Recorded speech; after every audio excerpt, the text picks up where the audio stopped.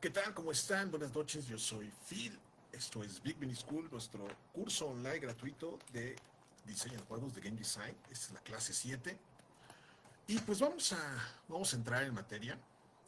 La clase de esta ocasión va a hablar sobre lo que son sistemas. La clase anterior hablamos de mecánicas. En esta ocasión vamos a hablar de lo que son sistemas. Y la verdad es que tanto las mecánicas como los sistemas van muy de la mano. Hay veces en las que una mecánica, sobre todo cuando son mecánicas complejas, más que ser una mecánica se vuelven un sistema, un mini sistema. Entonces luego sí es difícil, porque depende mucho el juego, depende de los diferentes tipos de, eh, pues ahora sí como que metas que se estén buscando, objetivos que se estén buscando al diseñar un juego. Sí hay veces donde los sistemas y las mecánicas son la misma cosa y hay otras veces donde las mecánicas y los sistemas son cosas separadas. Sin embargo, siempre van de la mano. O sea, aunque una mecánica puede ser algo, digamos, tan sencillo como saltar, disparar, recolectar, pero también una mecánica podría ser craftear. Y craftear sería una mecánica tan compleja que en sí misma es un sistema. Y yo creo que aquí la forma fácil de resumirlo es todas las mecánicas son sistemas, pero no todos los sistemas son mecánicas. Pero no importa tanto la diferencia entre una y la otra, porque nuevamente repito, depende mucho del tipo de juego que se esté haciendo. Varía. O sea, hay juegos que son sencillos, juegos que son más complejos, y dependiendo obviamente de todas esas características muy específicas de lo que se quiera hacer, varía esta cuestión de mecánicas y sistemas, pero repito, siempre van de la mano. Mecánicas y sistemas siempre van juntas, siempre se utilizan para lograr lo mismo, que en este caso es el gameplay. Entonces, ¿qué onda con los sistemas? Los sistemas de gameplay los podemos definir como el conjunto de mecánicas que gobiernan cómo el jugador interactúa con el juego y cómo éste responde. Es una descripción o una explicación o definición muy académica y así un poquito técnica, pero bueno. Lo que importa aquí es esto, ¿no? Es un conjunto de mecánicas que gobiernan cómo el jugador interactúa con el juego. Y esto es lo más importante. Eh, los sistemas de gameplay son, de alguna manera, las mecánicas explicadas o las mecánicas desglosadas que nos guían en la forma en cómo el juego debe de funcionar. Ahora bien, lo importante de lo que tiene que ver con el diseño de sistemas de gameplay y específicamente el diseño de sistemas es que los sistemas tienen que cumplir con una serie de características o de requerimientos que son ahora sí como que pues necesarios para que puedan funcionar. Cuando hablamos del diseño de sistemas, vamos a ver que tienen que cumplir al menos con estas 5 características. Puede haber más, incluso hay más características que los sistemas deben de tomar a consideración, pero estas son las 5 características básicas, ¿no?, que todo sistema debe de tener en cuenta. Estructura y patrones, tiene que, tiene que haber consistencia, tiene que tener disponibilidad, tienen que incluir escalabilidad y deben de tener tolerancia a la partición. Vamos a explicar qué onda con cada una de estas cosas. Estructura y patrones se refiere a que los sistemas no son improvisados. Los sistemas deben de tener un inicio, un final, deben de cumplir ya sea con un ciclo, con un loop, o sea, como lo que ya alguna vez hablamos o tocamos en la clase del Core Gameplay Loop. O sea, tienen que tener un ciclo. digamos, una especie como de diagramación o una especie de circuito y tienen que tener patrones en el sentido de que deben de ser repetitivos. Los sistemas, puede haber sistemas lineales, es decir, en este caso vamos a hablar que hay sistemas que van del punto A al punto B, o sea, esto es como un sistema lineal y, y no solamente así, o sea, a lo mejor aquí está como medio mal explicado, pero o sea, un sistema lineal es que pueden tener diferentes procesos, pero, o sea, y cada uno va a tener algún nodo en específico, y cada nodo va a tener una función particular, pero van del punto A al punto B, y una vez que llegan al punto B, pum, se detienen, ya no continúan. Hay otros sistemas que son cíclicos, que van a ir, digamos, del punto A al punto B y del punto B regresan al punto A, ¿no? O sea, pueden obviamente bifurcarse, pueden tener más ramificaciones, pero finalmente van a ir de un punto a otro y de regreso. O sea, van a tener este loop. Entonces, sí es importante entender que esta estructura y estos patrones deben de estar siempre presentes cuando estamos diseñando sistemas.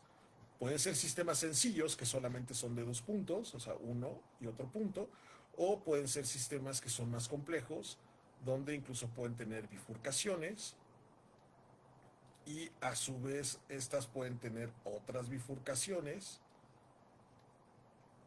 e incluso pueden interactuar entre estas bifurcaciones, o sea, puede hacer como cosas muy, muy locas.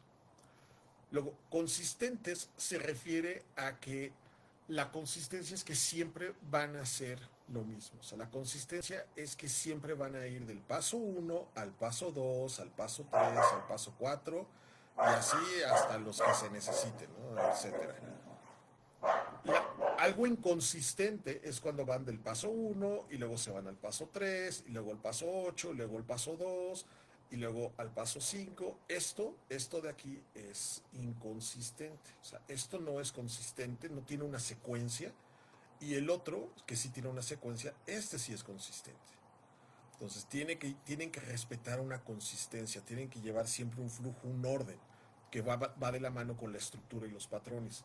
Disponibilidad se refiere a que siempre tienen que estar disponibles, es decir, en cualquier momento, o sea, no importa la hora, no importa el día, así como que, vamos a ponerle 1 de diciembre, o sea, no importa la fecha, no importa la hora, tenemos que poder acceder a estos sistemas. Un ejemplo muy claro de la disponibilidad de un sistema es tal cual la pausa. El sistema de pausa de un juego es, ya sabemos que pues, es con el botoncito, con el simbolito de los dos, las dos rayitas en horizontal, en vertical, perdón, en horizontal es el igual. Pero el chiste es que cuando nosotros presionamos ese botón o activamos la pausa debe de suceder en cualquier mugroso momento del juego. No es como, ay, no, solo puedes pausar en... No, no, no, yo presiono pausa y el juego se detiene, punto. O sea, eso es algo que, ese es un sistema que siempre está disponible. Y esa es parte de la disponibilidad. Y hay otro tipo de formas de que sean disponibles, pero la disponibilidad es que en cualquier momento del juego puedan suceder o podremos tener acceso a los diferentes sistemas. Luego viene la escalabilidad. La escalabilidad se refiere a que nosotros podemos utilizar sistemas y los sistemas nos van a permitir hacer cosas pequeñitas o nos van a permitir hacer cosas grandes. Y ya sea que vayamos de mayor a menor o de menor a mayor, y no debe de haber problema. O sea, la escalabilidad es que el sistema va a funcionar igual, así tengamos que hacer dos cosas o tengamos que hacer un friego de cosas, el sistema va a poder soportar eso. Y esa quizás es una de las características más determinantes de un sistema, la escalabilidad. Porque la escalabilidad va tanto hacia más como hacia menos. Es decir, un sistema va a servir para hacer un montón de cosas o para hacer muy poquitas cosas. y no debería de sufrir, no debería de tener broncas en hacer eso. Ahorita vamos a ver unos ejemplos para que quede más claro. Luego viene la tolerancia a la partición. Tolerancia a la partición, esto debe de entenderse que, o una manera de poder explicarlo con otro término, es que puedan ser independientes.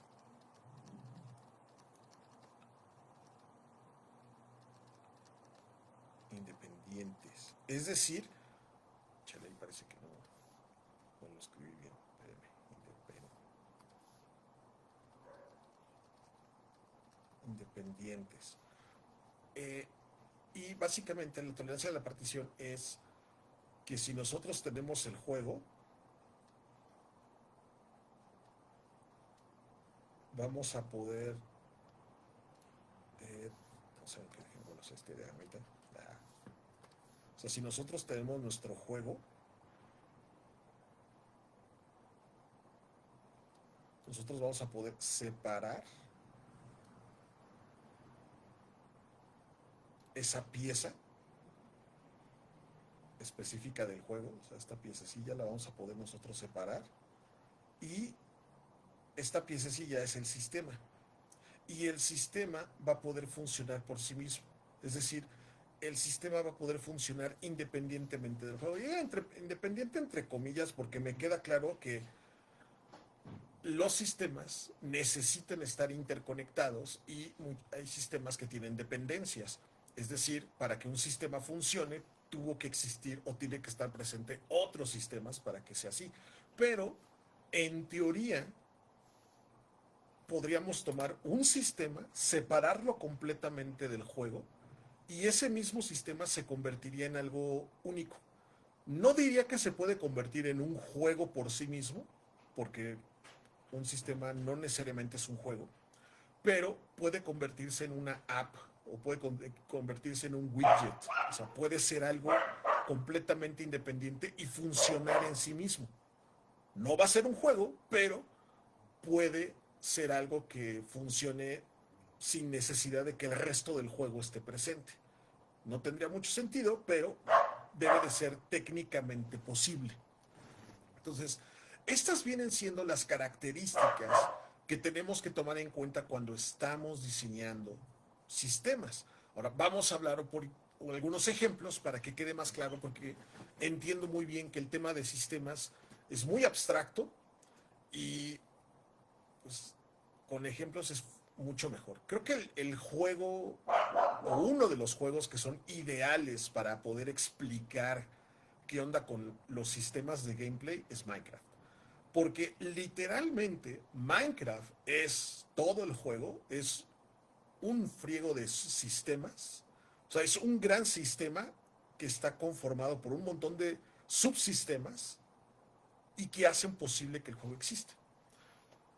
En el caso de Minecraft, hablando así específicamente de esto, podemos nosotros ver que todos los que han jugado Minecraft sabrán, no tienen que ser expertos jugando Minecraft, porque lo hayan jugado un ratito, entienden cómo funciona. Eh, Minecraft, en este caso, su sistema, vamos a ver que si hablamos del Core Gameplay Loop, el, el Core Gameplay Loop, vamos a ver que el Core Gameplay Loop de Minecraft lo podríamos reducir de 3 a 4 momentos o eventos importantes, ¿no? El primero sería explorar, o sea, podemos explorar el mundo, este sería como que nuestro primer momento. De explorar nos iríamos, en este caso, a minar. Y minar también podríamos decir que es golpear, o sea, podemos poner como golpear, golpear. Golpear que, pues, cubos, golpear bloques, en este caso es bloques, voy a poner con K. Ajá.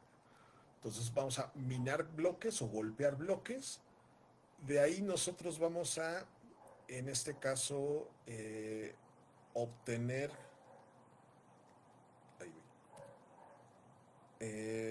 lo que vendrían siendo materiales,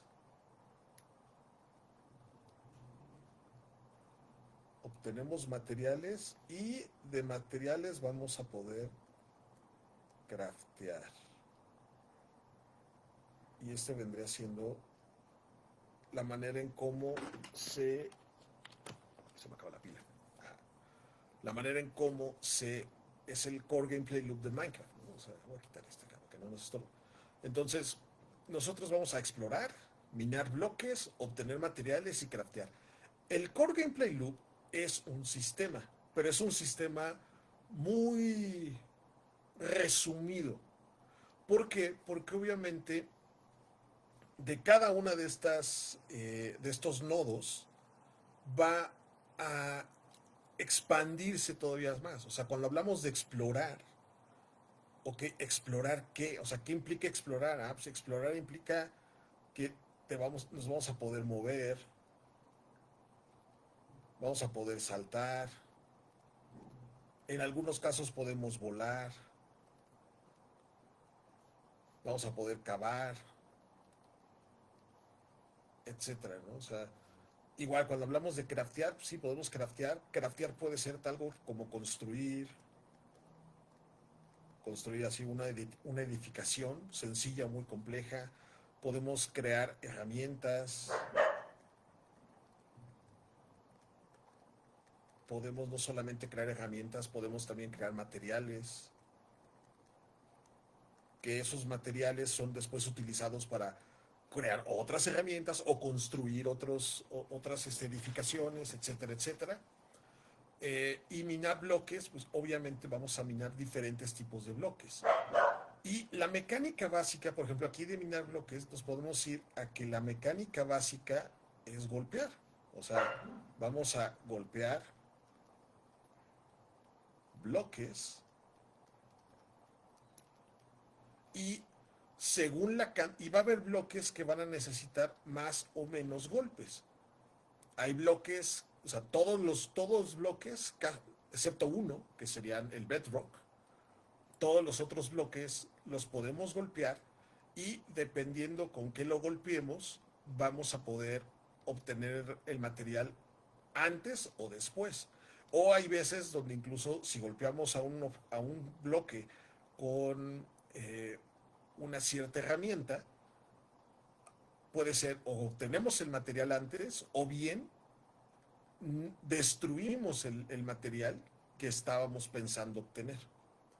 Y así sucesivamente. O sea, pero finalmente Minecraft, si lo empezamos a analizar, nos vamos a dar cuenta que Minecraft es una enorme cantidad de sistemas que permiten que justamente exista el gameplay. Vamos desde el core gameplay loop, que es explorar, minar bloques o golpear bloques, obtener materiales y craftear, ¿no? Este es el core gameplay loop. Eso es lo que siempre vamos a estar haciendo en Minecraft. Estos cuatro puntos, estos cuatro nodos, es nuestro sistema principal. Y de ahí poco a poco vamos a ir aumentando y vamos a ir, ahora sí, como que expandiendo las cosas. Entonces, si regresamos a estos puntos donde un sistema tiene que ser una estructura y patrones, vamos a ver que sí, efectivamente Minecraft, desde el core gameplay loop, este es su sistema y estos son sus patrones. Exploramos, minamos, obtenemos materiales, crafteamos. Incluso hasta podríamos reducirlo, explorar, minar y craftear. O sea, si quieren así como que vernos más, eh, ¿cómo se dice? Más simplificados. O sea, podríamos tal cual explorar, minar y craftear. O sea, podemos quitar este otro punto de aquí y simplemente quedarnos con estas tres acciones importantes: explorar, minar y craftear. Esto se puede reducir. Este triángulo es lo que reduciría el gameplay, el core gameplay loop de Minecraft, pero obviamente no se queda ahí. Explorar tiene su sistema, minar tiene también su sistema y craftear también tiene su sistema. Y poco a poco vamos a ir expandiendo y viendo más cosas. Aquí, por ejemplo, del crafteo, o sea, lo que viene siendo lo básico, que es minar, vamos a ver que minar es posible minar diferentes tipos de materiales y según los diferentes tipos de bloques vamos a variar. Aquí es donde llegamos a esta parte de es consistente. El sistema es consistente, en el caso de Minecraft es consistente Porque cada una de estas cosas, o sea, cada uno de estos bloquecitos, aunque el sistema funciona igual, es decir, el sistema de minar, vamos a ver regreso al amarillo, el sistema de minar en Minecraft es siempre el mismo, es golpear cosas. No sé, aunque creo que sí queda más chido en blanco. Vamos a bajar esto y vamos a poner acá el sistema para minar es siempre el mismo, es golpear bloques. De eso se trata. O sea, ese es el sistema para minar en Minecraft. Golpear bloques. Hay bloques que necesitan más golpes, hay bloques que necesitan ciertas herramientas, pero el sistema es el mismo. Nuevamente, el sistema es consistente. No importa qué quieran minar, no importa si es madera, si es piedra, no importa si es algún animal o si es alguna especie como de planta. O sea, hay que golpearlo, punto. Creo que lo único que entiendo, bueno, sí, incluso, o sea, porque es la misma mecánica, o sea, la mecánica de minar, la mecánica de minar es siempre la misma, es golpear algo. Esa es la mecánica. Y el sistema, ¿cuál es la diferencia entre la mecánica y el sistema? La mecánica es golpear algo. El sistema, en este caso, sería tratar de responder la pregunta de cuántos golpes y también la pregunta de con qué golpear. Esto viene siendo el sistema. Esto de aquí es el sistema. Esta es la mecánica. La mecánica simplemente es golpear algo. Y el sistema es cuántos golpes, con qué golpear y obviamente qué golpear. Porque dependiendo del tipo de bloque que queramos golpear, va a cambiar nuestra estrategia. Pero esa es la diferencia entre el sistema y la mecánica. La mecánica simplemente es golpea algo, el sistema es qué debes golpear, con qué debes golpear y cuánto debes golpear para obtener algún resultado que se esté esperando. Otro de los sistemas que podemos obviamente tener en Minecraft es el sistema de crafteo. Y el sistema de crafteo nuevamente respeta los atributos o las características básicas de todo un sistema. Es una estructura y patrones.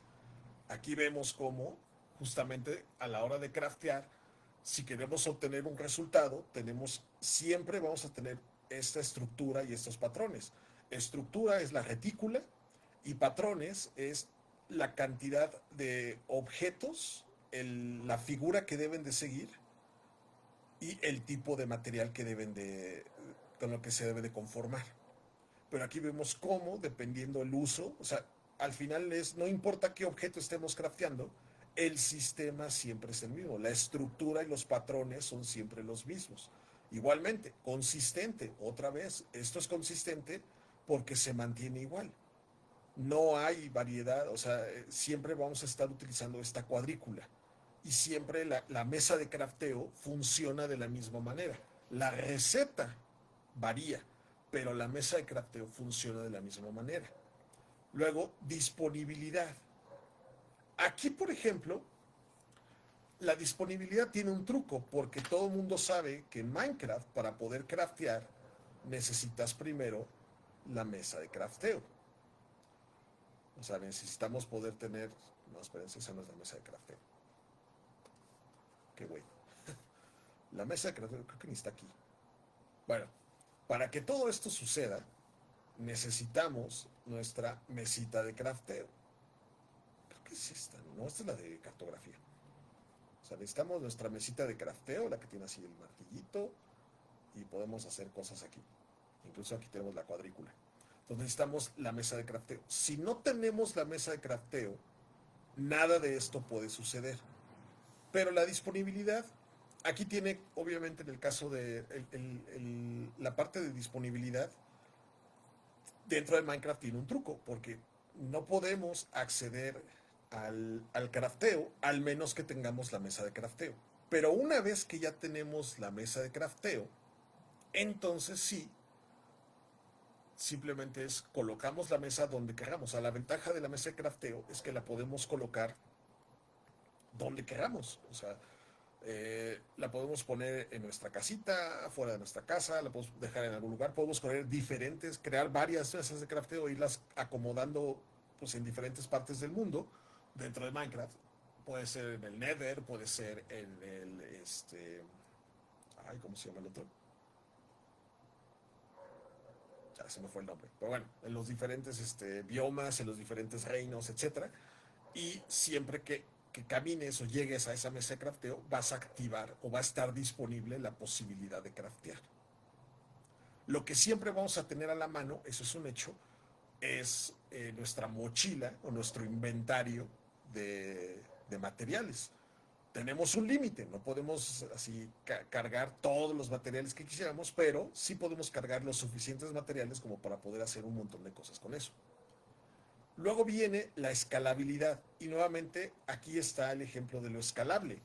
O sea, podemos hacer algo tan sencillo como esto, o sea, usar solamente dos elementos o usar estos poquitos de acá, o podemos hacer algo tan complejo como el Fornance, que es este de este lado, o,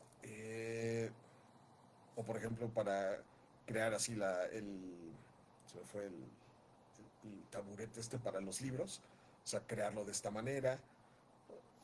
O sea, podemos hacer cosas verdaderamente complejas o cosas verdaderamente sencillas, pero es escalable. O sea, y no solamente esto, también es posible, si tenemos los suficientes materiales, podemos colocarlos y simplemente, o sea, ahora sí que aquí porque nada más hay uno, pero podríamos ponerle así como que 5 de este, 5 de este, 5 de este, 5 de este y 5 de este, y decirle, craftéame todos y ¡pum! O sea, va a consumir todos los materiales necesarios para craftear la, digamos en este caso, 5 de estos cubitos ay, el ahumador, del smoker, por ejemplo. Entonces podemos también hacer eso, o sea, es escalable, puede ser desde algo muy chiquito, algo muy sencillo, hasta una cantidad muy, muy grande. Y igualmente, la tolerancia a la partición o que pueda ser independiente es porque en el caso de Minecraft, podríamos decir que el sistema de crafteo podría ser un juego en sí mismo, o sea, podría funcionar de manera independiente. Está la parte de exploración del mundo y estar minando, estar consiguiendo los materiales y todo eso, pero, ¿cómo se llama? Podríamos crear un juego tipo Minecraft, donde la parte de exploración no exista, donde más bien tienes una mesa de crafteo o tienes el sistema de crafteo y para conseguir otros materiales podríamos tener otro sistema que sería el de la tienda para comprar materiales y cosas así y podríamos tener así casi casi un juego independiente. No quiere decir que sea divertido, no quiere decir que sea mejor, simplemente quiere decir que podría ser el sistema de crafteo en sí mismo podría ser algo completamente diferente, podría ser un juego completamente diferente. Otro ejemplo de esto es justamente cuando estamos utilizando el redstone. Todo lo que son los switches y el redstone que nos permite crear este tipo de circuitería, para poder automatizar cosas y demás. También, o sea, esto es una madre que en sí misma puede funcionar. Yo soy honesto, de los muchos años que he jugado Minecraft, casi nunca he tenido que recurrir al uso de redstone. Muy rara vez lo uso. No me llama mucho la atención. Pero me queda claro que hay mucha banda que sí lo usa y lo usan de una manera verdaderamente espectacular, que hasta programan cosas, o sea, simulan mecanismos verdaderamente complejos dentro del mismo juego, dentro del mismo Minecraft. Y nuevamente, o sea, podríamos crear o podría existir una versión de Minecraft donde sea única y exclusivamente el sistema de switches, el sistema de redstone. O sea, donde no hay crafting, donde no hay exploración y nada, simplemente tienes la librería de todos los tipos de materiales, de todos los tipos de bloques que pueden haber, y tienes así tu redstone y órale, ¿no? Te pones a jugar con eso y podría ser un juego completamente independiente. O sea, puedes tomar el sistema de redstone y crear un juego, o sea, y sacarlo de Minecraft y funcionaría, entre comillas, por sí mismo. Me queda claro, necesitas los bloques y eso, pero si tienes la librería de bloques, o sea, cuando es como cuando entras al modo creativo, que tienes ahora sí como que todos los bloques disponibles y en cantidades infinitas, o sea, nunca se te agotan, entonces literalmente te puedes poner a hacer otra cosa completamente diferente que no tiene que ver con minar, o sea, no tiene que ver con andar moviéndote, explorando el mundo y consiguiendo materiales y ni te preocupas que por el día y la noche, nada de eso. O sea, podrías estar única y exclusivamente clavándote, haciendo cosas con Redstone y ser feliz. Entonces, nuevamente, este es un ejemplo, ¿no? O sea, no, hay muchos otros juegos que son parecidos, pero creo que Minecraft es uno de los que son muy evidentes, como es un montón de sistemas que sí están interconectados, pero que respetan estas reglas: estructura y patrones, consistencia, disponibilidad, escalabilidad y tolerancia a la partición. Siempre que vamos a diseñar sistemas de gameplay, tenemos que diseñarlos con estos 5 atributos en mente. Porque si no los diseñamos de esta manera, entonces nuestros sistemas que vamos a implementar en el juego no quiere decir que no vayan a funcionar, pero quiere decir que van a ser sistemas no lo suficientemente robustos como para permitir que el juego crezca. Porque algo que tiene Minecraft muy chido es justamente el hecho de que está tan bien diseñado y está tan bien implementado que uno puede jugar Minecraft de diferentes maneras. Uno podría jugar Minecraft de la forma, vamos a decir, vanilla, o sea, la forma amateur o noob, donde simplemente exploras, juntas recursos básicos para sobrevivir, construir así una casita casi casi con tierra, o sea, ni siquiera hacer algo complicado, tener tu fogatita, una lamparita, tu mesa de crafteo, un hornito y se acabó, ¿no? O sea, y ver cuánto aguantas, ¿no? O sea, puedes jugarlo de esa manera, puedes jugarlo más hardcore, o sea, tratar de conseguir todos los recursos posibles o meterte a las cavernas, en las minas y encontrar así materiales bien exóticos y demás. Puedes jugarlo en modo creativo, donde realmente no estás jugando la aventura, donde no estás tratando de explorar ni nada, simplemente te pones a crear con tu set de Lego infinito. Puedes jugarlo en modo historia, eh, puedes jugarlo multiplayer, puedes jugarlo single player, o sea, puedes jugarlo de muchas formas y todo es gracias a que los sistemas de gameplay te lo permiten. Si no tienes bien hechos o bien implementados tus sistemas de gameplay, las posibilidades del juego se reducen. No es obligatorio que todos los juegos tengan que ser tan versátiles y tan complejos como un Minecraft. No es obligatorio porque nuevamente depende de cada juego.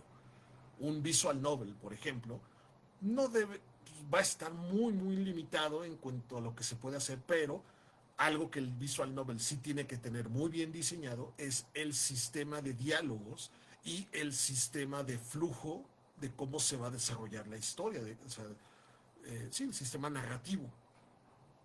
No necesitas sistema de crafteo, no necesitas sistemas de combate, no necesitas sistemas de inventario, a lo mejor sí, pero no muy sencillo.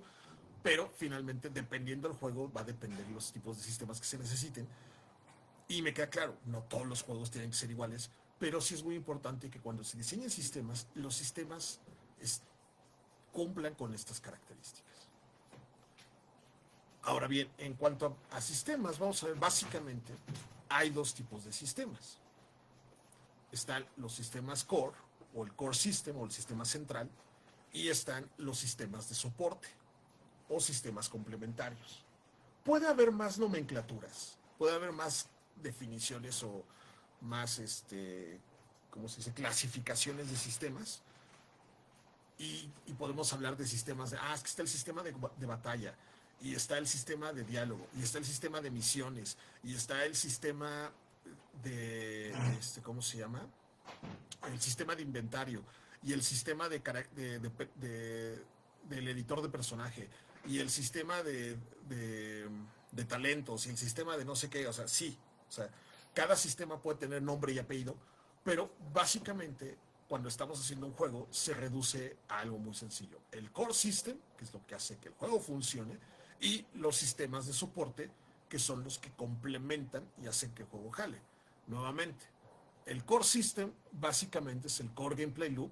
Obviamente el core gameplay loop es un sistema bueno, es una versión muy resumida del sistema que se necesita, porque ahorita vamos a ver un ejemplo de cómo es que se tiene que ampliar más. Pero sí es importante entender que vamos a tener nuestro sistema central, que es lo que hace que el juego funcione y es lo que hace que el juego sea el juego. Y los sistemas de soporte, que son los que ayudan a complementar el juego.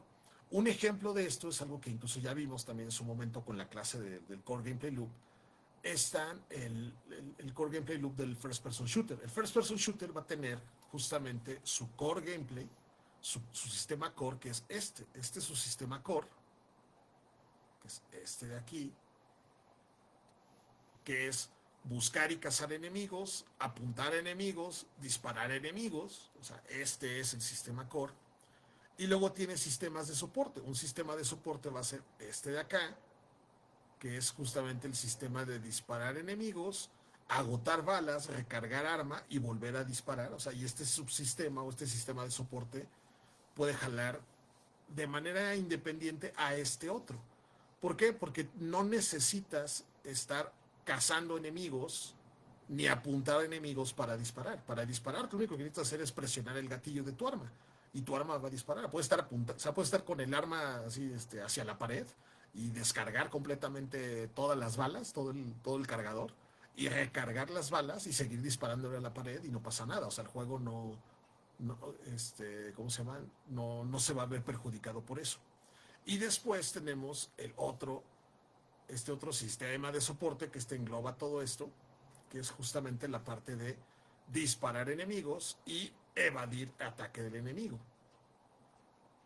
Que nuevamente no apuntar enemigos y buscar y cazar enemigos no es parte fundamental de esto, y tampoco lo de recargar arma y agotar balas tampoco es como que parte importante de esto. Aquí es evitar ataque enemigo y disparar enemigos, ¿no? Esto es como que este otro subsistema.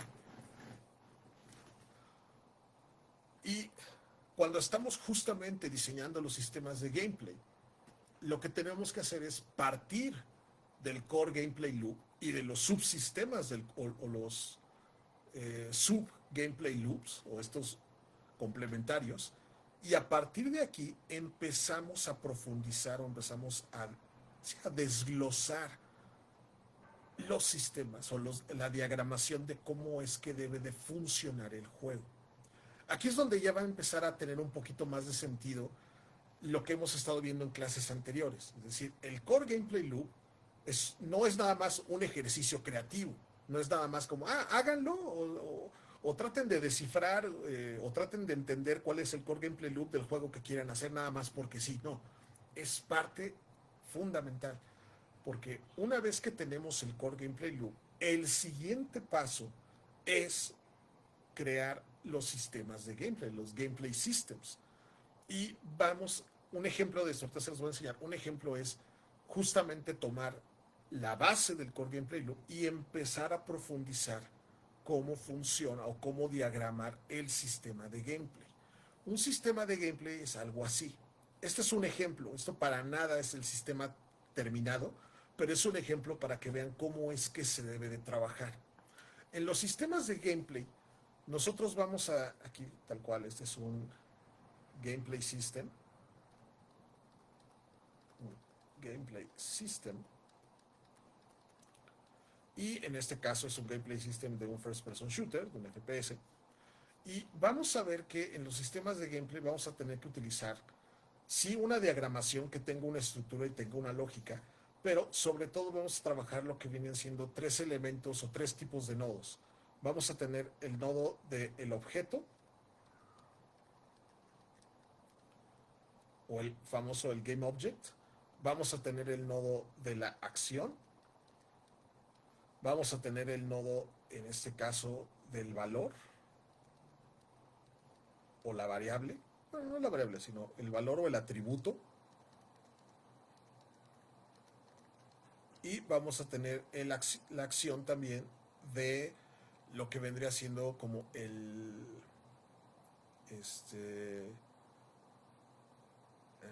check o la validación. Son estos tres tipos de nodos. Estos son los diferentes nodos que vamos a tener. Entonces, el nodo objeto, por ejemplo, son los que están ahorita de color azul. Los nodos de acción son los que son naranjas. Los nodos de valor o de atributo son los de color morado. Y el de check o validación son los amarillos, ¿no? Los rombitos estos amarillos.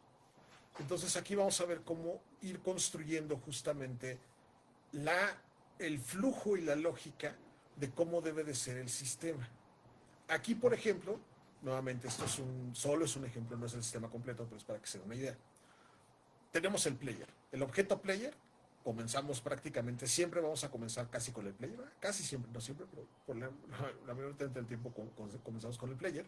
Y el player va a poder elegir o cambiar ¿qué? Un arma. Va a poder moverse y va a poder recibir ¿qué? Daño, en este caso. Aquí, por ejemplo, en el caso de moverse, faltó poner el objeto que sería el mundo, o sea, va a poder moverse dentro o en el mundo, pero ahorita lo quité más que nada para complementar el sistema de daño. Pero si nos vamos con la acción del player, puede elegir y cambiar de arma. Las armas, cuando el player tiene un arma, entonces va a poder apuntar, disparar y recargar. Entonces, si apuntamos, apuntar va a aumentar la precisión. El arma, al disparar, va a reducir el ammo o las municiones. Y aquí hacemos un check. Si seguimos teniendo municiones, entonces es un sí o un no. ¿Tenemos municiones? Sí, entonces permite seguir disparando. Y no tenemos municiones, entonces impide poder disparar. Y tenemos también la opción de recargar. Y recargar va a reducir el clip de ammo. Y aquí nuevamente, si tenemos clips de ammo, entonces aumenta el ammo. O sea, tenemos clips, aumenta el ammo, aumenta las balas. Pero si no tenemos clips, entonces impide recargar. Y si impide recargar, pues entonces nunca vamos a poder justamente aumentar las balas para poder seguir disparando. Luego, acá de este lado, por ejemplo, tenemos moverse y tenemos recibir. El player puede ¿recibir qué? Daño. También puede recibir otras cosas, puede recibir a lo mejor ayuda, puede recibir salud, puede lo que sea, pero en este caso puede recibir daño. El daño va a reducir la salud, el health, y en el health hacemos una validación. Si tenemos todavía salud, entonces permite seguir recibiendo y seguir moviéndose. Y aquí falta. Y si no tenemos salud, entonces va a impedir moverse y va a impedir elegir y cambiar de arma. Es decir, si no tenemos salud, este impide, básicamente significa que el jugador se murió. Entonces, este es un ejemplo. Y no fui más allá porque la neta ya me dio flojera. Y porque no me alcanza el tamaño de la diapositiva de aquí del PowerPoint. Pero es un ejemplo para que vean cómo es que se van haciendo estas cosas. Es muy importante cuando estamos nosotros diseñando juegos hacer el trabajo del diseño de los sistemas de gameplay. Porque salvo muy pocas excepciones, los sistemas de gameplay vienen siendo tal cual los planos de construcción de lo que son el equivalente a los planos de construcción de una casa, de un edificio. O sea, los sistemas el diseño del sistema de gameplay básicamente es lo que estamos diseñando como tal, el juego. Estamos diseñando el flujo, o sea, de todo lo que va a estar involucrado en el juego, qué afecta a qué cosa. Y no solamente es algo que nos va a servir a nosotros, así como los planos de construcción de un edificio, no solamente son problema del arquitecto y no solamente el arquitecto es quien los va a usar. ¿Por qué? Porque los planos de construcción los van a utilizar los albañiles, los ingenieros, los carpinteros, los electricistas, los plomeros, etcétera, etcétera, etcétera. Igualmente, cuando estamos creando un juego, si va a haber más personas involucradas, si estamos trabajando en un equipo de desarrollo de videojuegos, y el equipo va a estar conformado por programadores, por artistas, por otros diseñadores, por músicos, etcétera, etcétera. Los sistemas de gameplay, los diagramas de sistemas de gameplay, le van a, le van a permitir a cualquiera que lo vea tener una idea clara de lo que debe de hacer, de lo que necesita para poder crear el juego. Si yo soy programador y veo un diagrama de gameplay, este diagrama ya me está dando un montón de ideas de cómo es que debe de funcionar el juego. No me está diciendo cómo lo voy a programar. Eso, si yo fuera el programador, yo decidiría cómo lo voy a programar. Pero al menos el diagrama, o sea, el sistema de gameplay ya me está dando una idea de cómo es que debe de funcionar y mi código tiene que ser compatible con este trabajo, con este flujo. Si yo soy un artista, lo mismo. El diagrama no me dice yo cómo debo de hacer el arte. Eso como artista, yo voy a decidir cómo hacer el arte, pero ya estoy viendo qué cosas necesito. Necesito un player, necesito un arma, necesito municiones, necesito el clip de municiones, necesito ejemplificar el daño. Aunque el daño parezca como algo, digamos, no material, la realidad es que el daño existe. O sea, el daño es justamente tiene que ser representado de alguna manera y en este caso va a ser representado de forma visual y de forma sonora. La salud también puede ser una barra de vida o puede ser algún otro indicador en el juego y yo como artista tengo que ver de qué manera represento ese elemento, ese objeto que es la salud.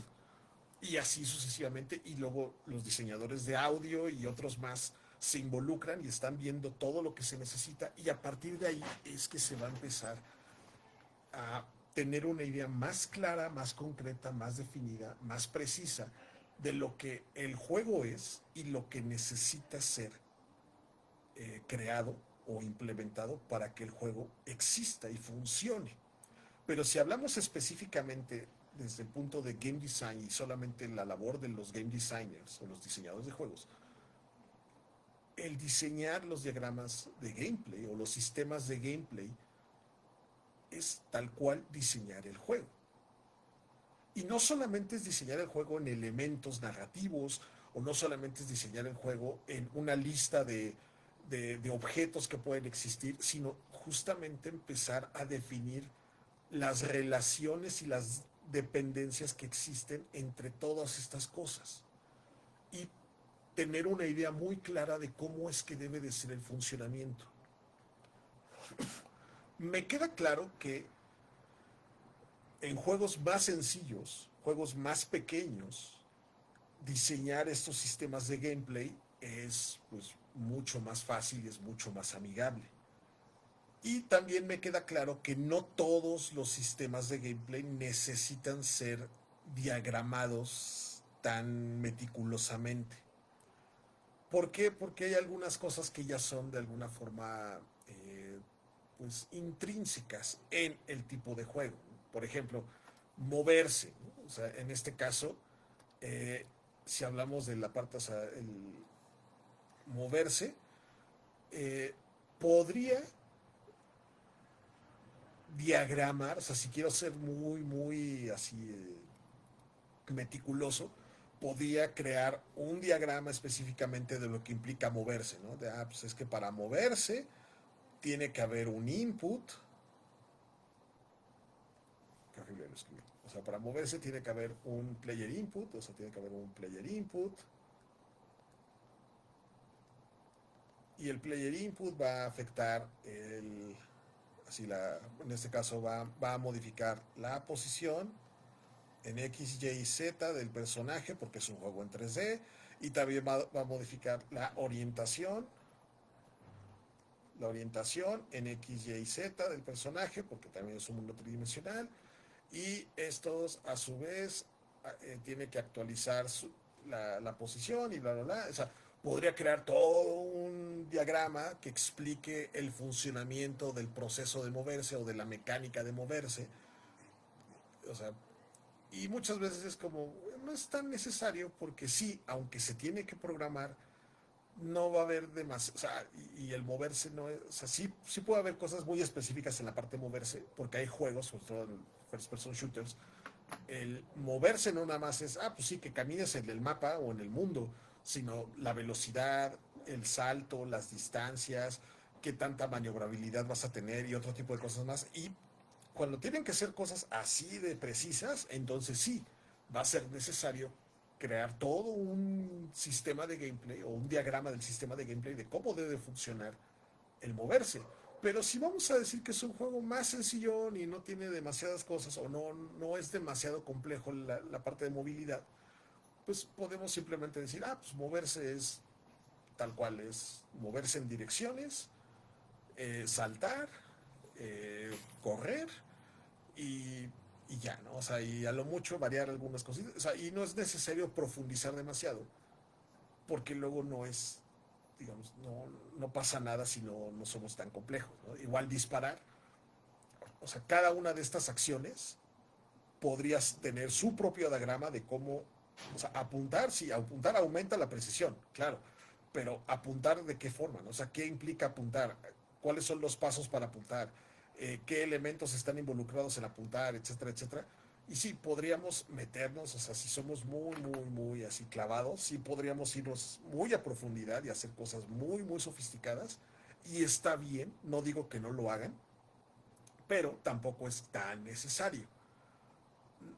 Finalmente, estas son herramientas que nos ayudan a nosotros los diseñadores de juegos a tener una idea de cómo es que debe de funcionar. Y esto mismo aplica, no importa si es un videojuego o es un juego de mesa o es una actividad de gamificación o es a lo mejor un deporte, lo que sea, no importa. O sea, al final es la lógica, la estructura lógica es muy necesario tenerla muy en claro, en especial nosotros los diseñadores, así como cuando un arquitecto, o sea, en este caso se está construyendo un edificio, los ingenieros civiles y los arquitectos tienen que tener muy en claro qué onda con los mapas, bueno, no con los mapas, con los planos de construcción.